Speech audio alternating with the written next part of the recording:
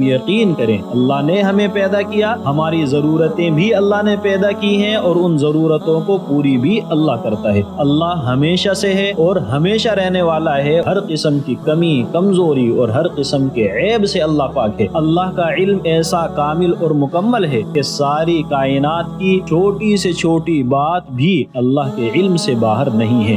جو کچھ دنیا میں ہونا ممکن ہے وہ سب اللہ کی قدرت کے تحت ہے، اللہ سب کچھ کر سکتا ہے۔ ساری کائنات اسی کی مرضی اور اسی کے ارادے سے وجود میں آئی ہے، اس کا ہمسر، اس کا ہم پلہ کوئی نہیں ہے۔ اس پوری کائنات کو تنہا بنانے والا ہے، اس نظام کو تنہا چلانے والا ہے، اس کا کوئی شریک نہیں ہے، اس کا کوئی مددگار نہیں ہے۔ وہی ہے جو بیمار کو اکیلا شفا دیتا ہے، اس کے علاوہ شفا دینے کے اسباب ہیں۔ اس کی شان قرآن کریم یوں بیان کرتا ہے کہ جب وہ کسی چیز کا ارادہ کرتا ہے تو صرف یہ فرماتا ہے کہ ہو جا تو وہ ہو جاتی ہے۔